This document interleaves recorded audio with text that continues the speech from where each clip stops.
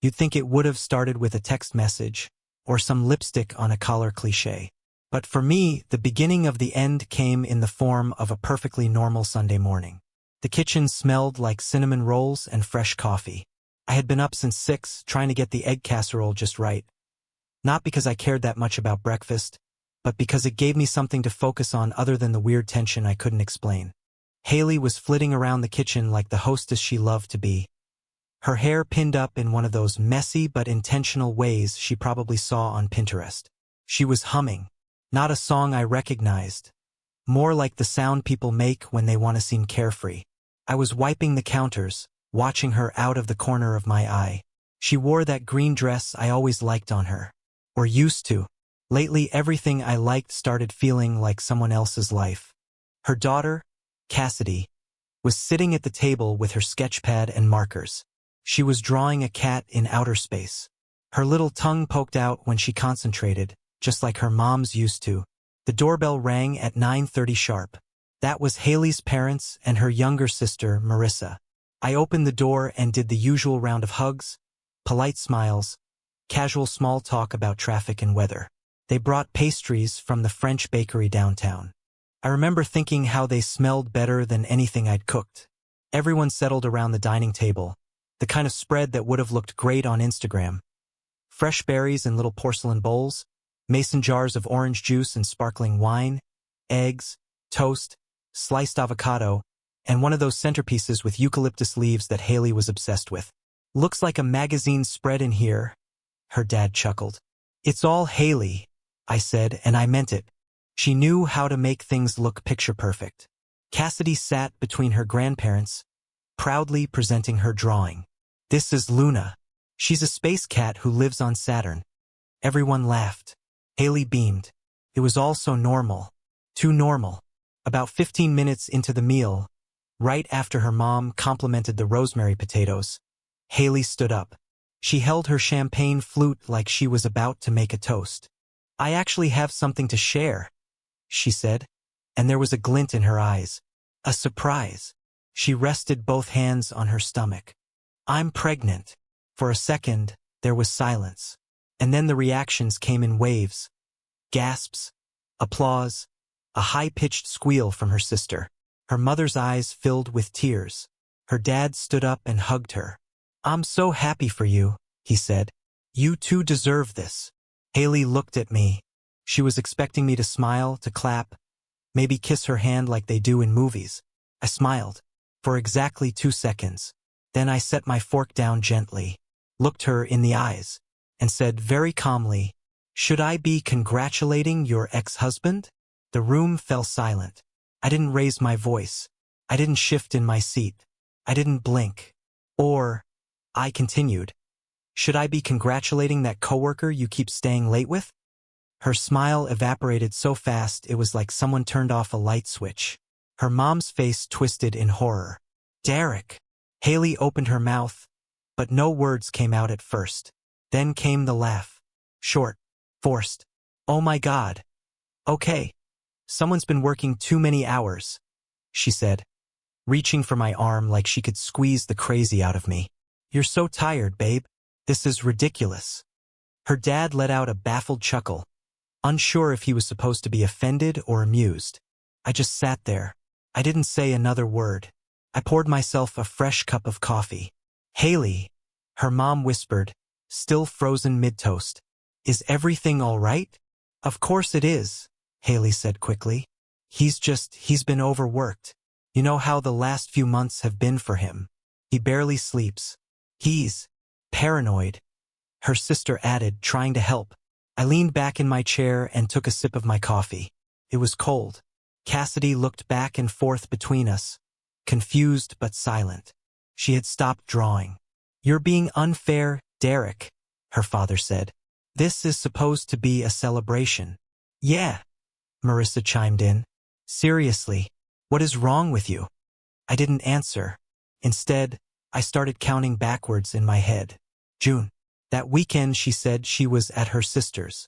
She came back tanned. But Marissa lives in a condo in the suburbs, no pool, no backyard. I remember asking about it. She said they went hiking. Then 2 weeks later, she suddenly joined a gym. New trainer. Started doing morning jogs, then afternoon jogs, then jogs that required full makeup. Late nights at the office. Strange receipts from hotels downtown. Lingerie she bought but never wore for me. Now she was 4 weeks pregnant. And somehow, none of this was a coincidence. Haley reached for my hand under the table, like she was trying to keep the peace or shut me up. Her fingers were cold. "Let's just enjoy breakfast," she said sweetly, too sweetly. "We have so much to celebrate." Her mom nodded, relieved someone was trying to steer the ship. "Yes, let's. A baby is always a blessing." "Even if it's not mine?" I asked. Haley flinched. So did her father. Marissa muttered something I couldn't hear. "Enough," her mother snapped. "Derek, whatever this is, you need to deal with it privately. This is deeply inappropriate." I nodded slowly. "You're right." I pushed my chair back, stood up, and carried my coffee mug into the kitchen. I wasn't going to argue. Not in front of Cassidy. Not in front of her parents. But as I stood by the sink, I could hear the muffled whispering behind me. And all I could think about was how many times I had told myself I was being paranoid. How many signs I'd ignored. I rinsed the mug under cold water, watching the swirl of cream and coffee spin down the drain. Pregnant. For weeks. And I hadn't touched her in almost 2 months. After the breakfast bombshell, I didn't go back into the dining room. I told Haley I had to run to the workshop. Said something about the Harley's rear brake being off again. She didn't stop me. In fact, she barely looked me in the eye as I grabbed my jacket. "Text me later," she said, still smiling in front of her family. I didn't answer. My shop's a 20-minute drive, out behind the old orchard on Route 9. It's quiet out there, nobody to bother me, no phone signal half the time. A man's kind of place. I parked, walked in, locked the door behind me, and just stood there for a while. The air smelled like dust, oil, and iron. My tools sat untouched on the pegboard, like they were waiting for something real to fix. I didn't touch the Harley. I didn't even open the toolbox. I just sat on an overturned bucket in the corner and stared at the cement floor, trying to make sense of everything I had ignored. When people talk about betrayal, they make it sound like it comes crashing through the door, sudden and loud. But mine came in pieces, moments that didn't mean anything at the time. They just sat there in my brain like puzzle pieces I didn't know I had. But now they were snapping into place.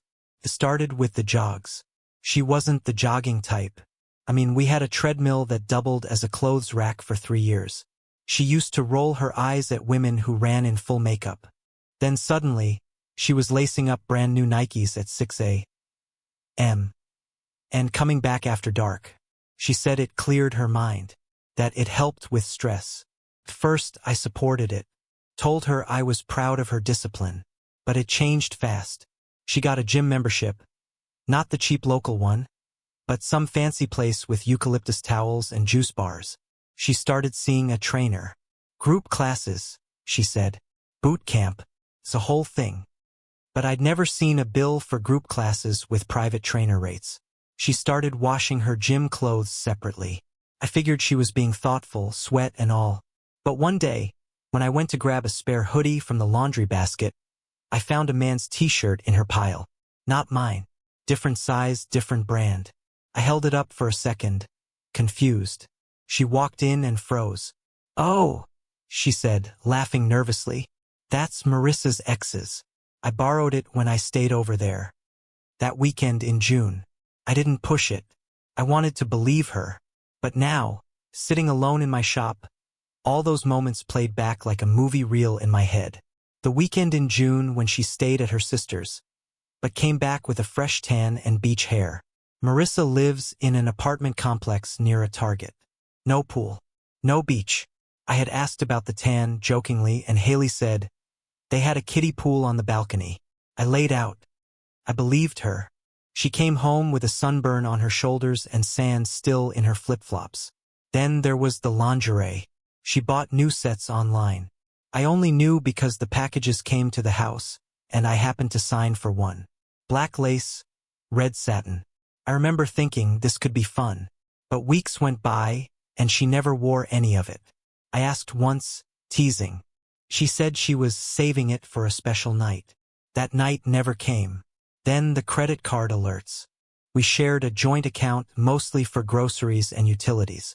But I started noticing weird charges, not huge, just off. A $42 dinner at a wine bar downtown. A boutique hotel, not even the fancy kind, but the discreet, mid-priced one near the freeway. I asked about that one. She said it was a spa day with her sister. Haley doesn't like spas.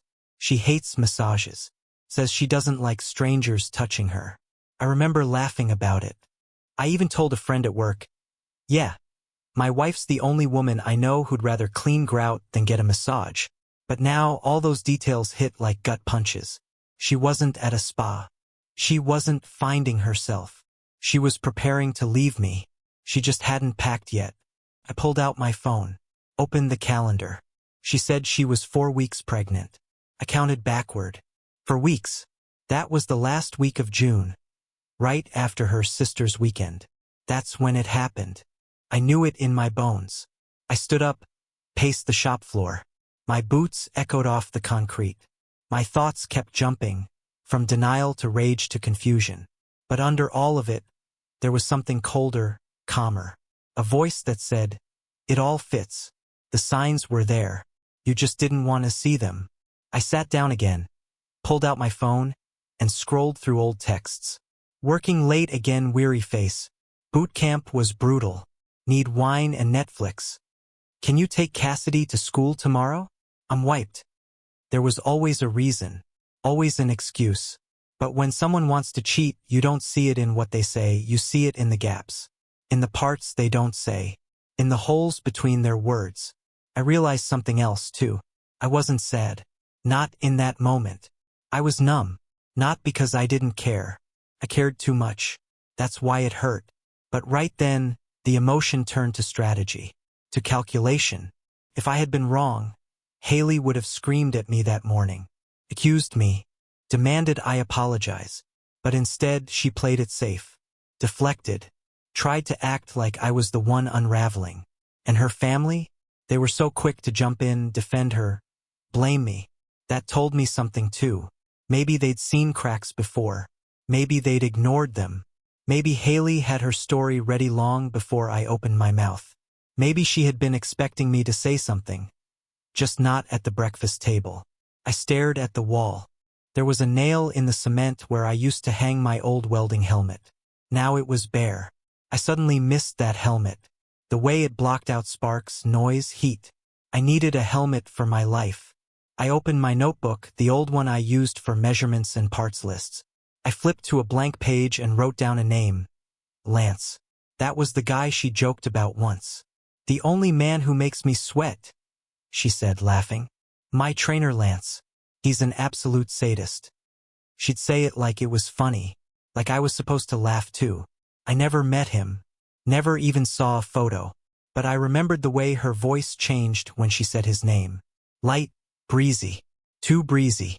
I underlined it, then wrote, phone records, bank statements, gym schedule, June weekend, and at the bottom of the page I wrote, DNA test, because the truth was, even if she hadn't cheated, I wasn't taking any chances. Not anymore. I wasn't going to let someone gaslight me into being the crazy one. I had ignored enough signs. Now it was time to start looking.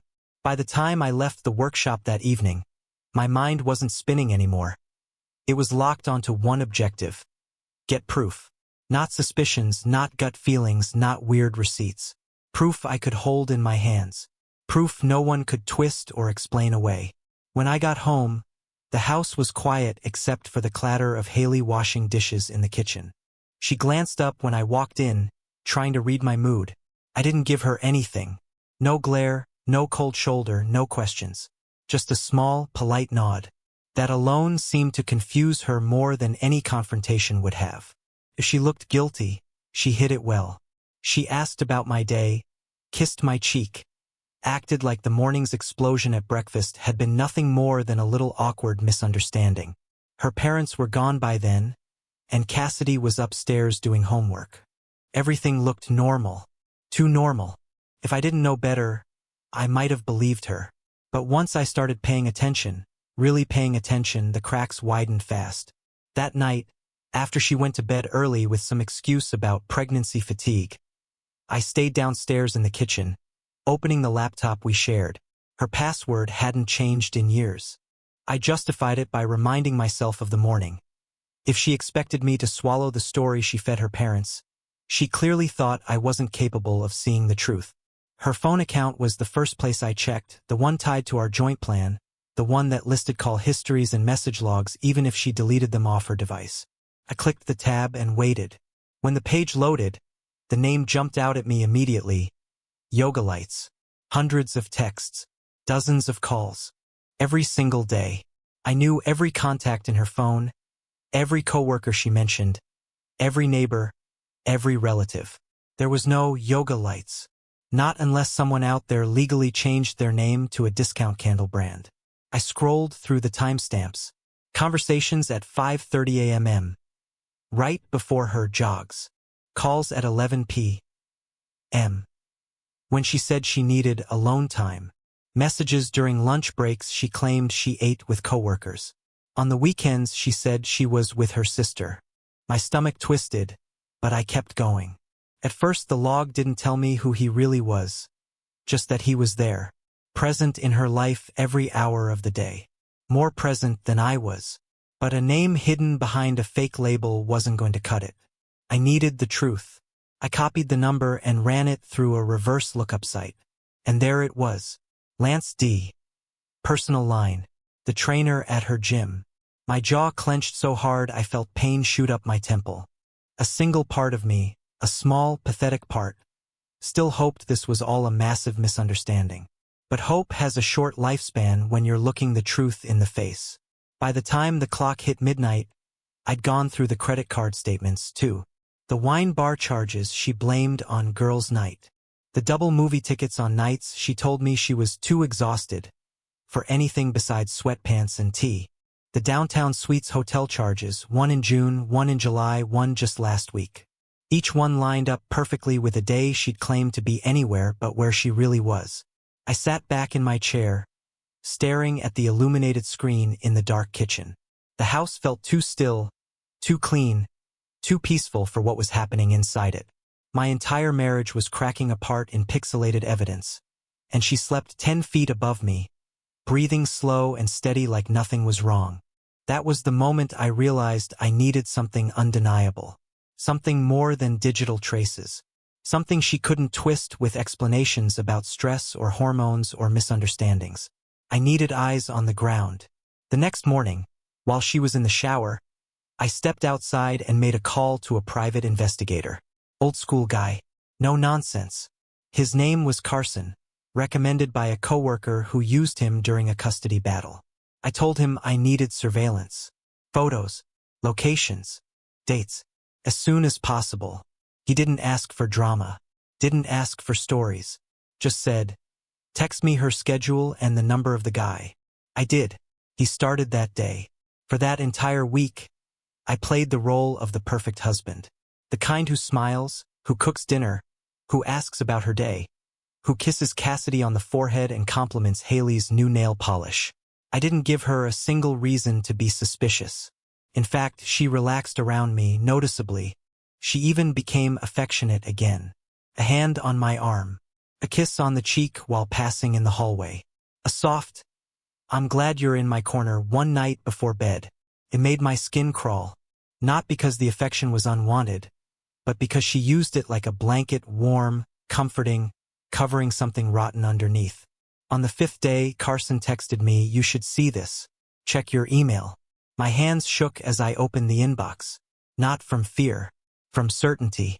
I already knew what I would see. I'd known for weeks, maybe months, before I admitted it. The first photo was of the gym parking lot. Her car was there. Lance's was parked beside it. They stood by the driver's side door talking. Too close. His hand brushed her back. She didn't move away. The second, them walking toward his car, laughing, her ponytail swinging behind her. The third, them in a cafe, not the kind of place you go with a trainer. Not a post-workout smoothie shack. A place with candles on the tables and wine glasses already set out. The fourth hit me the hardest. They were in the parking lot of a hotel. She had both hands on his chest. He leaned in, and she kissed him like she'd been waiting all day for it. The timestamp? The exact weekend she claimed she was at her sister's house, helping with a garage sale. I stared at that photo for so long my eyes blurred. Not because of the kiss, betrayal isn't in the act itself. It's in the familiarity, the ease, the obvious routine of it. You could tell it wasn't their first time. You could tell it was a habit. My breath felt stuck in my throat. Not because she cheated, but because she had done it confidently, comfortably, without fear. She hadn't just lied. She'd built a system for lying. And she trusted that system more than she trusted me. I closed the laptop, sat still for a long time, let the truth settle in like dust. When I finally stood up, I felt something strange. Not heartbreak, not rage, not despair. Clarity. Cold, sharp clarity. I knew what I needed to do next. And it started with collecting everything. Every receipt, every message, every call, every photo. Not to confront her. Not yet. I wasn't going to explode at her like she probably expected. No, I was going to be calm, strategic, because this wasn't just betrayal. This was evidence. And evidence has a purpose. After I saw those photos, I didn't yell. I didn't cry. I didn't confront her. I cleaned the kitchen, put away the laptop, poured myself a drink I didn't even finish. Then I went upstairs, got into bed next to her, and kissed her forehead like everything was fine. She shifted in her sleep, murmured something, and tucked her hand into the crook of my arm like we were still in love. I stared at the ceiling for hours. That night I made a decision. I wouldn't react.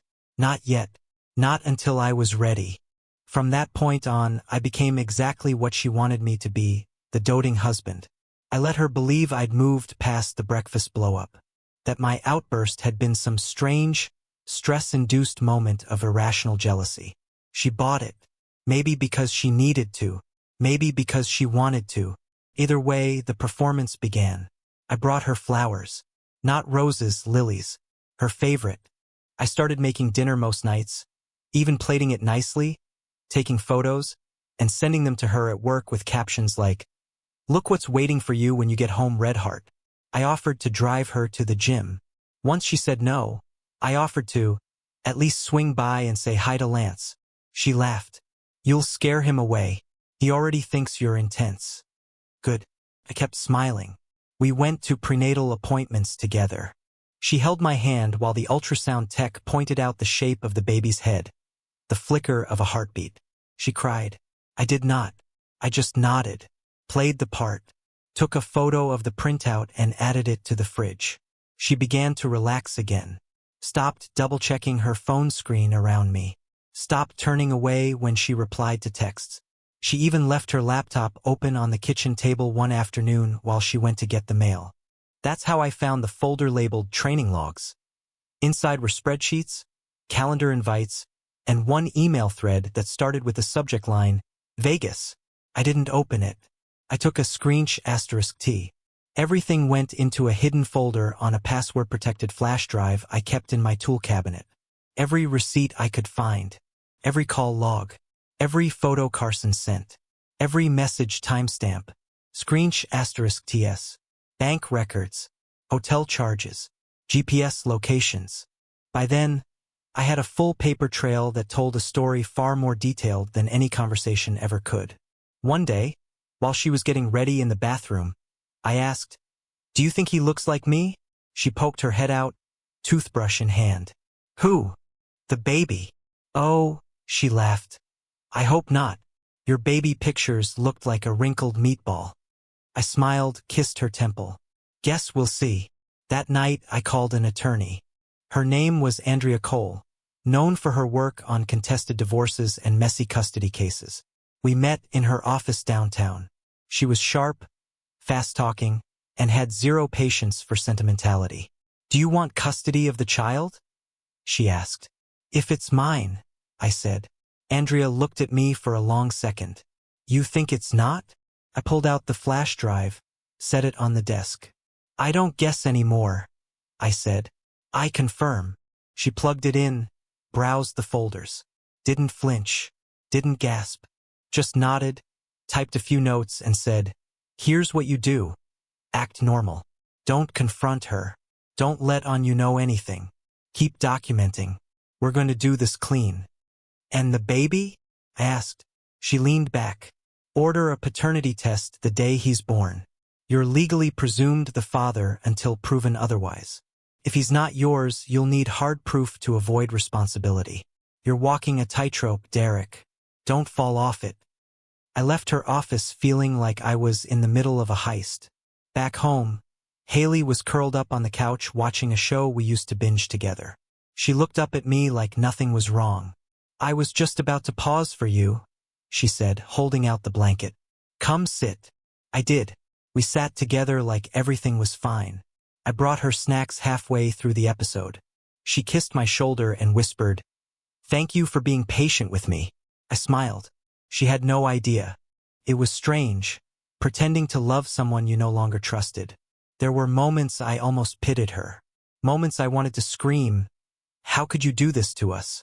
But the thing is, when betrayal is quiet and calculated, your reaction has to be just as cold. Emotion wouldn't protect me in court. Rage wouldn't rewrite the bank statements. Tears wouldn't change the DNA. So I waited, gathered, prepared. Even Cassidy started to notice the shift. She came into the garage one evening while I was organizing the flash drive's contents and said, "Mom seems really happy lately." I froze. "Yeah. She says you're trying harder. That she feels like things are going back to how they were." I didn't know what to say. Cassidy hesitated, then said quietly, "Do you still love her?" I looked at her. This little girl who had never been mine by blood but felt more like family than anyone else.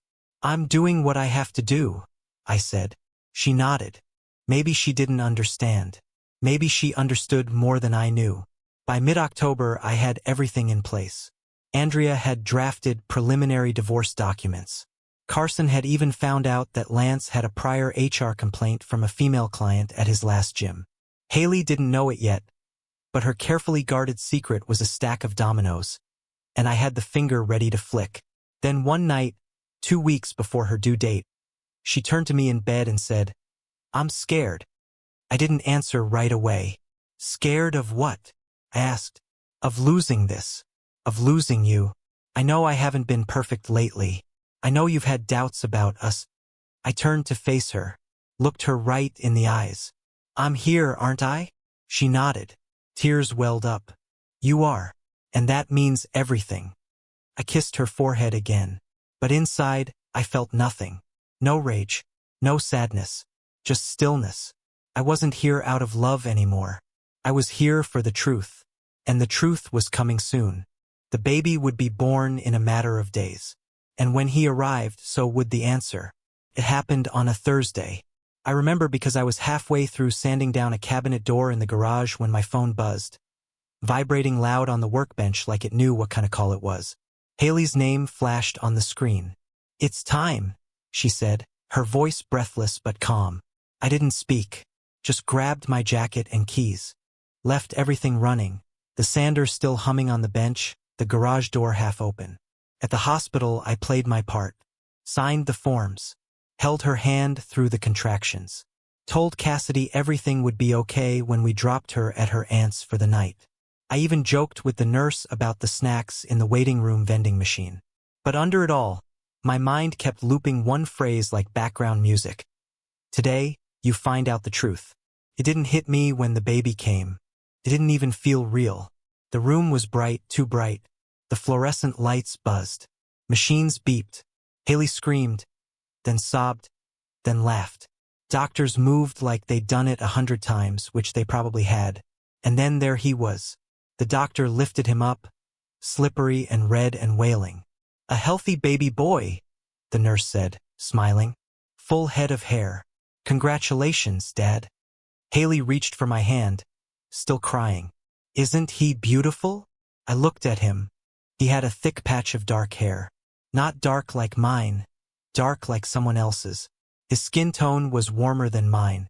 His eyes didn't crinkle the way Cassidy's did when she was born. But I smiled anyway. "He is." She leaned back, exhausted. Thank you for being here. For everything. I kissed her forehead and stayed silent. While she slept, I got to work. I had already purchased a paternity test kit, express delivery, non-invasive, certified for legal use. It was in the glove compartment of my truck, sealed and ready. The instructions were simple. A buccal swab from inside the baby's cheek and one from me. I waited until the nurse left and Haley was snoring softly. Then, moving quietly, I took the sample. I wasn't nervous. I wasn't angry. Just precise. Collected. Methodical. I sealed the swabs, labeled everything per the instructions, and drove them straight to the lab that night. I didn't even go home first. Dropped them off like someone returning a library book. No emotion, no second-guessing. By the time I returned to the hospital, Haley was awake, feeding the baby. She looked at me like I'd hung the stars. "I've never felt so complete," she whispered. "We're a family now, a real one." I kissed her cheek and nodded. "We are." She looked relieved, relaxed. For the first time in months, I think she believed the chaos had passed, that this was the fresh start.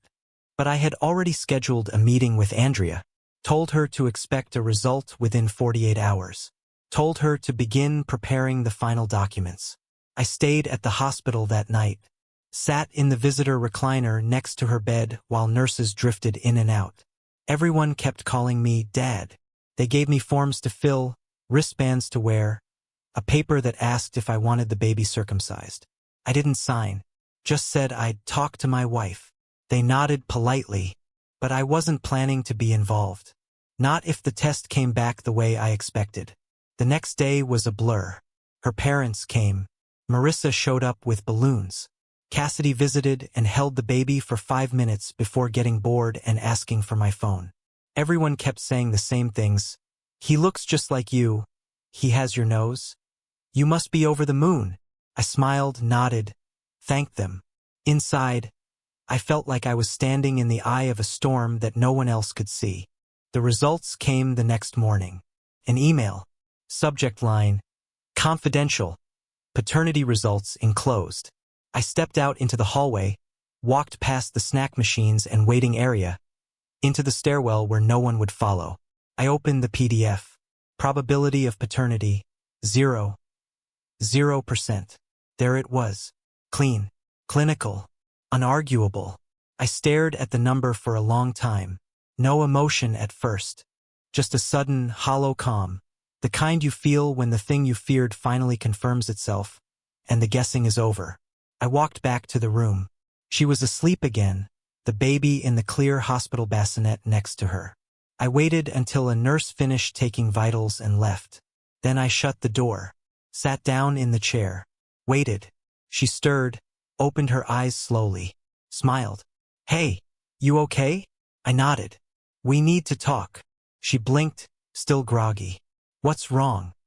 I pulled out my phone, opened the email, and turned the screen toward her. First, she didn't get it, just stared. Then her eyes narrowed. "What is this?" she asked. "You know what it is," I said. A beat.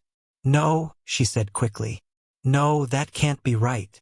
I stayed quiet, let the silence fill the space between us. This has to be a mistake," she said. "There's no way. That's not even possible." I didn't respond, just looked at her, watched the color drain from her face. Maybe it's lab error. Maybe the sample got mixed up. Or maybe your DNA. Something went wrong. "Haley." She stopped. "I know," I said. "I've known for a while." Her mouth opened, then closed. Her hands started shaking. I've seen the receipts," I continued. "The texts, the hotel charges, the messages to Lance, the photos." She said nothing. "You've been lying to me for months," I said. "Don't insult me by pretending now." Tears welled up in her eyes. "Derek, please. I didn't mean for it to go this far. It was just supposed to be a distraction. I didn't think." "You didn't think?" I repeated flatly. "That's the first honest thing you've said in a while." She looked at the baby, then back at me. "But what about him? He's still just a baby. He didn't do anything wrong." No, he didn't, I said. But he's not my son. She broke then completely, tried to reach for my hand. I stood up. I've already filed for divorce, I said. You'll be served in a few days. My attorney will be in touch. She gasped. You can't just walk away from this. I'm not walking away, I said. I'm walking toward the truth, and I suggest you start doing the same. Then I left. Didn't slam the door. Didn't make a scene. Just walked down the hallway, past the nurses who smiled and said, "Congratulations again." Past the nursery with the other newborns, out the sliding glass doors and into the morning sunlight. I got into my truck, turned off my phone, and drove away. That night, I packed my things. No drama, no yelling, just quiet movements in the dark. Cassidy came with me. She'd seen enough to know something was broken, even if no one said it out loud. Haley called, then texted, then called again. I didn't answer. When she finally got me on the line, her voice cracked. You're punishing me. You're abandoning your own family. No, I said calmly. I'm leaving a lie. I gave her 3 months to vacate the house. Andrea handled the paperwork. I refused all claims of custody. Told the court I'd provide documentation proving I wasn't the father. Lance tried to disappear, but we found him. State lines don't protect you from responsibility. His name's on the support order now. Haley cried betrayal. Funny how quickly loyalty dissolves when the truth shows up in court. The life she built on lies collapsed. I didn't touch a single brick. 2 months later, the divorce was finalized. Haley moved in with her parents. Lance's paycheck started shrinking thanks to child support enforcement. I bought a small lakeside place. Cassidy and I settled in quietly. Her grades improved. She started sleeping better. We talked more, laughed more. On the day the final divorce letter arrived, we went out for dinner. The kind of place Haley never liked. Too ordinary, she used to say. Cassidy raised her glass of soda. To starting over. I smiled. To truth. And never pretending again. For the first time in a long time, I wasn't surviving. I was living. And that silence, the peaceful, guiltless kind, felt better than any apology ever could.